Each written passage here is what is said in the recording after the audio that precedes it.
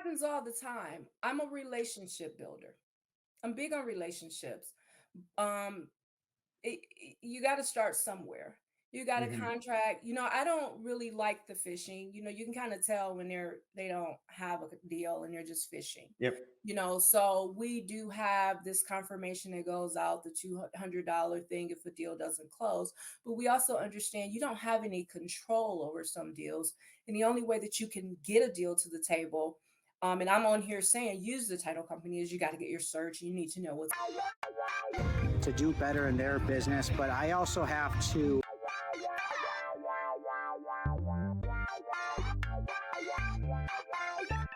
I don't know how to do it.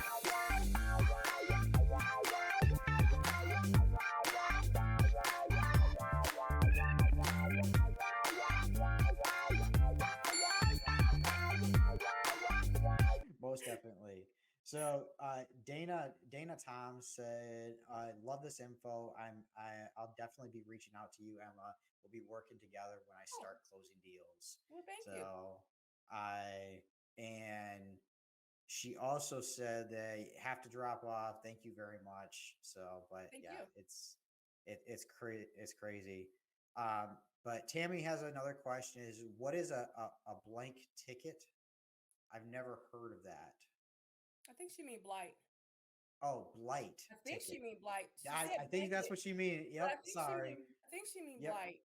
Those Yep. are building violations against the structure. So that's why, when I started this, I put emphasis on we ensure the land and not the structure. So all cities have um building violations for certain things, but when we talk about blights, we kind of bring those back to the city of Detroit. It Yeah. could be violations for if your property isn't registered as a rental, the city Yep. will come out and violate. If you don't take your trash can out or you leave it out on days past whatever the trash day is, they'll come out and Yeah. give you a ticket. If there's debris in Yep. front of your building or your property, you'll get ticketed for things such as that. And if those tickets go unpaid, the amounts can go from 250 to 305. They can turn into judgments and things like that. And what happens is, even though it's against the structure, if it's against the owner, the city says those blights follow the owner. But sometimes, depending on how the contracts are wrote up, in the language in the contract, it could say the seller is responsible for any and all blights no matter what. Well, that means whether it's the current owner or the previous owner, if there's blights, then the seller needs to pay them. So, Yeah. blights are violations against the structure that is assessed from the various cities, but more so when you're dealing with Detroit. That's when you'll see a lot of blight tickets through the city blight division. They have an actual division that handles all of that. And there's a process. You can get them dismissed, you can get them paid, you can Hmm. negotiate them, but it's things that Randy pointed out as an investor, as a wholesaler, putting deals together, doing assignments, kind of have that homework done so that you can Yep. discuss that bottom line with your seller and give them that, hey, you got some blights that may need to be paid. So you want 10, but you got 2,000 worth of blights, you're only going to get 8 minus other stuff, if that helps. Most definitely. And how I explain it to people, or to sellers actually, because they don't know what blight tickets are. Hmm. So is how I explain it is those tickets the city come around and you have too long of grass, or your trash is out too long or whatever the case may be. It's those tickets. I'm sure you don't have any of them, but just in case you do, just to let you know if they do come up, it is something you got to pay. You got Yeah. to take care of. And So, sometimes, and I know we'll probably have to do another segment because we didn't even touch on the juicy stuff, tax oh, I know, foreclosures no, and all that. We got to schedule another segment. Look, I've just put most myself back definitely. on your show again. But sometimes the You can reason come on anytime. I'm telling you that right now. sometimes the reason the sellers don't get those is because when they purchase, they didn't file that property transfer affidavit, Yeah. which is huge. So sometimes they honestly don't know. But that is something to look out for when you're selling properties or you're negotiating properties in Detroit. Any city has them, but Yeah. primarily Detroit. So real quick, Larek says I'm only rolling with Detroit Title. when he comes through. He's Team Cleveland. You know, hey, That's my that's guy. perfectly fine. You know, uh, and then he also said, "Do you have any workshops coming up? Where can you learn more?" So, Actually, you I do. know, yep. After our Christmas party Friday, because we're gonna partay. You guys know how we do that. After Oh we yeah. partay, going into the new year, my plan is to become more visible with online as well as Hmm. back face to face with trying to do workshops once a month with the hot topics. So you guys will have to link up with me and tell me. I kind of have an idea of what's Okay. out here and what we need to know, but then sometimes, Randy, like I know something becomes that wave. We got to ride it out and we got to Yep. find out everything there is to know. But going into the new year, you have discussed with a few networking groups. I'll be doing something at least 2 or 3 times a month with different groups.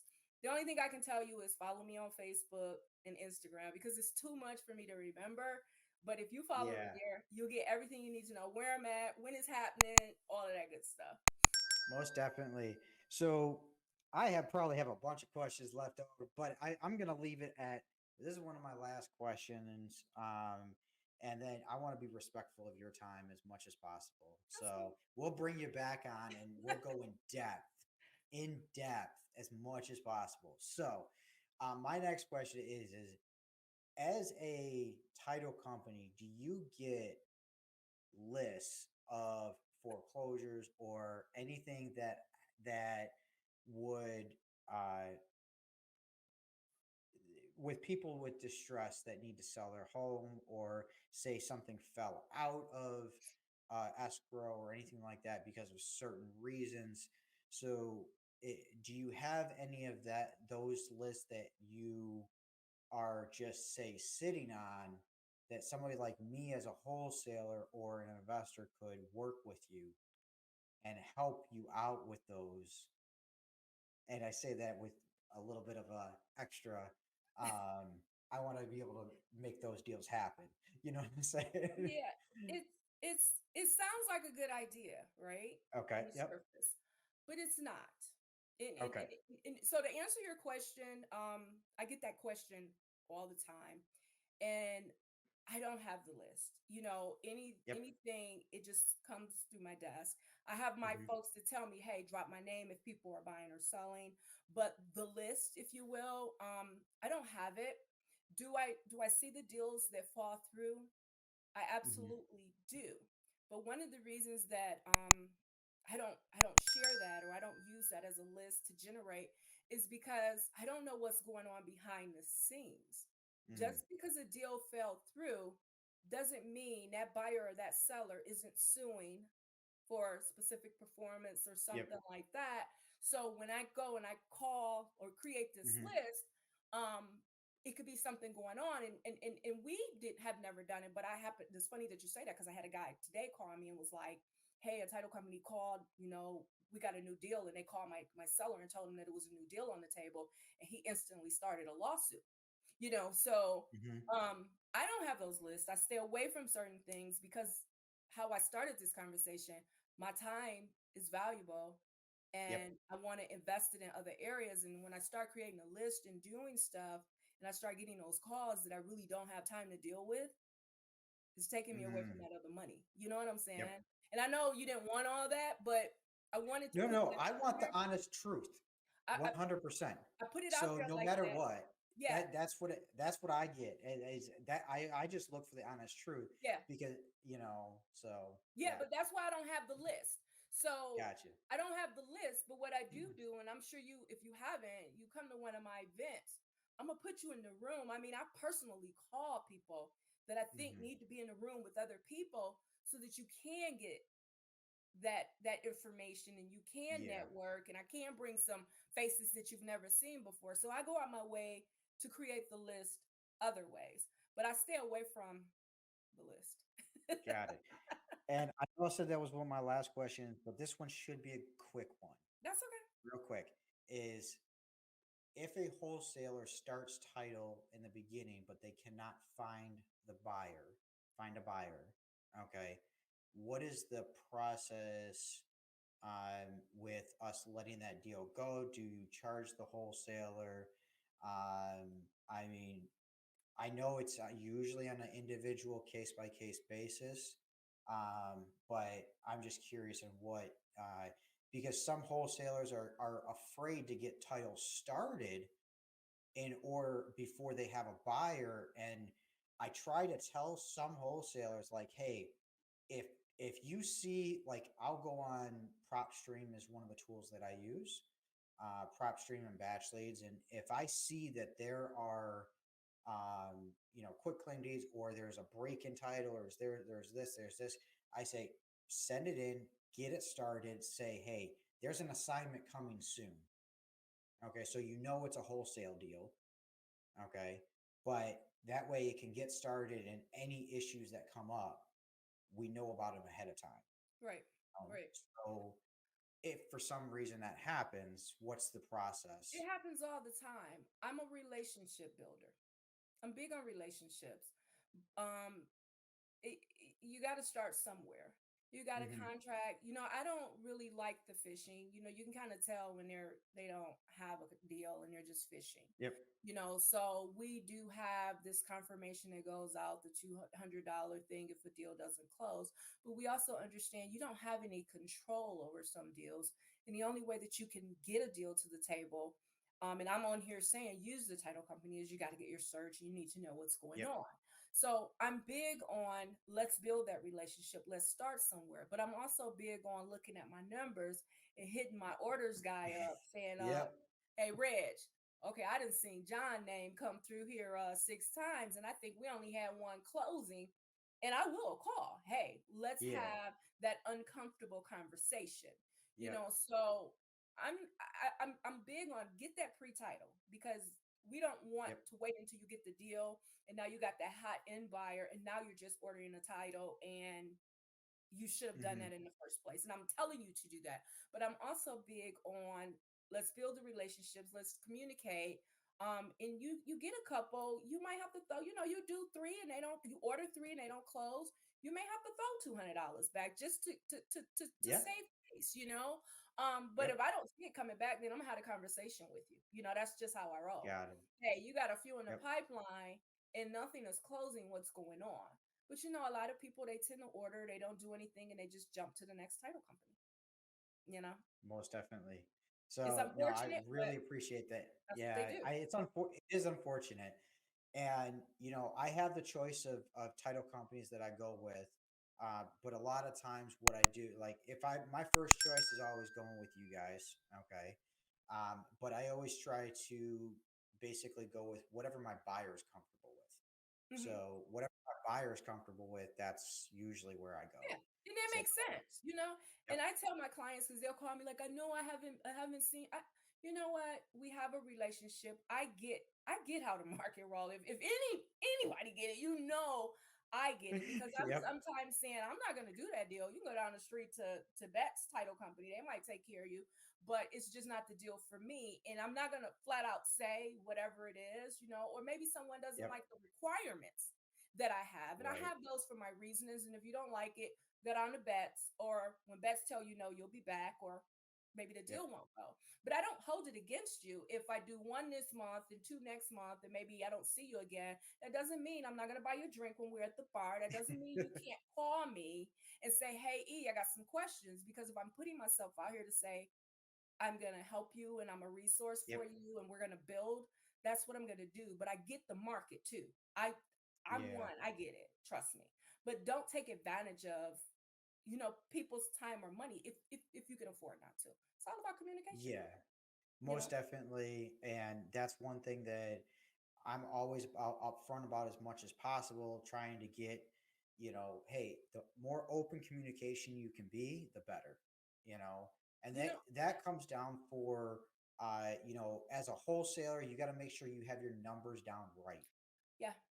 Yeah. you And, know. and and the only other thing I can say is a lot of times I get calls saying, hey, this title company won't do my deal. I want to open escrow with you.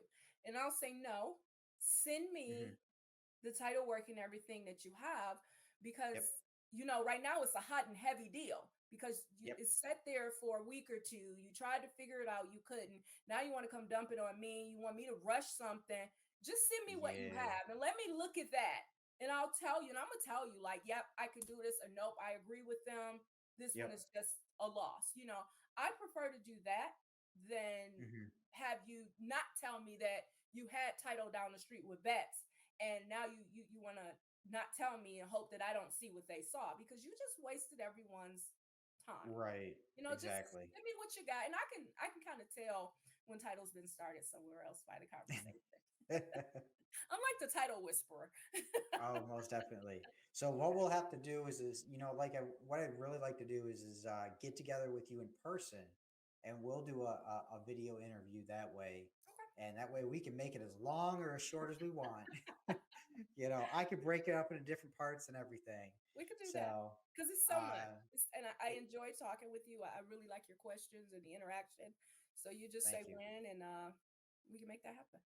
I appreciate that. You know what? Maybe we can do it at one of your meetups that you have, and that way we get a nice live audience there, Okay, and even get some questions from the audience too. that'd be a So good that'd be idea. Let's great. let's plan that. Yeah, Yeah, for sure. most definitely. Um, the CEO from YouTube says, Randy, I'm always coming on to give more content to the show, brother. That's awesome. So yeah, it's really good. So I'm happy to have you. You're one of my favorite people. I'm going to Thank be you. honest with you. So, and I can't wait to have you back on. So, I'm going to bring you down. We're going to do our outro, but I want to talk to you after the show real quick. Okay. All right. All right. Sounds good. So, all right. That was awesome, everyone. Thank you. Thank you for going through this with me and having all of us go throughout this whole process. So I appreciate it. See you on our next episode. I won't have anything next Monday because I'm going to be out of town, but the Monday after, we're going to have somebody else on the show. Or no, we won't have it because that's Christmas. So unfortunately. So we'll work something out. I'll get some videos posted. So watch the YouTube channel for more videos. I will keep posting them in the group as well. Thank you. Let's all do deals together. Thank you.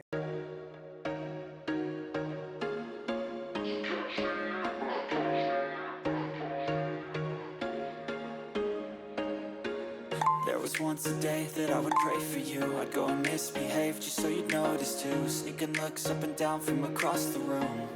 And damn, what a hell of a view.